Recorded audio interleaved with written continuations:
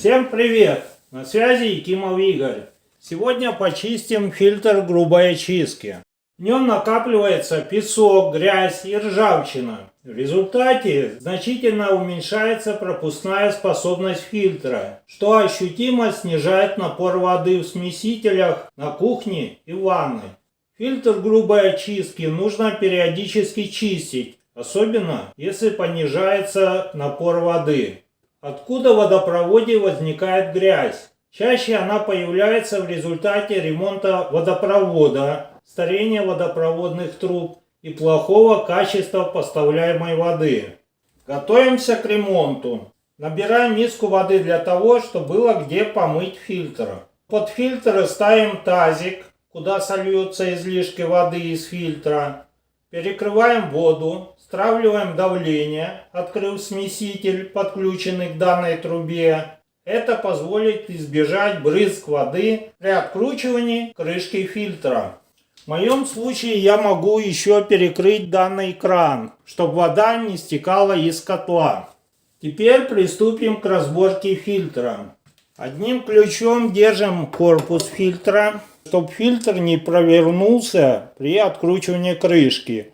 Для этого лучше нам подойдет газовый ключ. Но если у вас его нету, можно обойтись обычным рожковым ключом.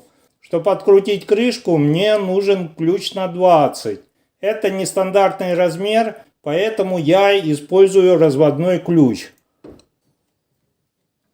Вот мы сорвали крышку ключом и можем крутить уже рукой.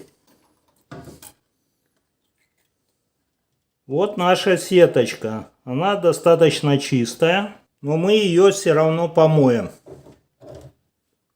Я помыл крышку, помыл сеточку. Также прочистим внутри фильтра с помощью тряпочки. Вот еще используем вторую тряпочку для прочистки. Вот грязь. Для наилучшего результата я прочищаю еще третий раз тряпочкой. Уже более-менее тряпочка чистая.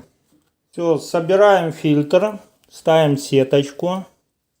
Проверяем прокладку, чтобы она была целая. В нашем случае все нормально. Если прокладка повреждена, то я рекомендую использовать подобный набор, состоящий из льна и пасты. И герметизируем крышку им. Закручиваем вначале от руки. Подтягиваем ключами. Большим ключом тут сложно подлезть, поэтому держу газовым ключом и использую такой маленький ключик. Все, затянул.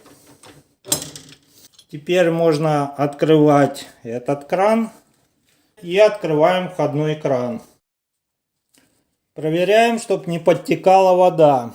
Вот берем, вначале вытираем одной салфеткой все стыки, чтобы убрать воду, которая у нас стекла с фильтра во время ремонта. Вот убрали.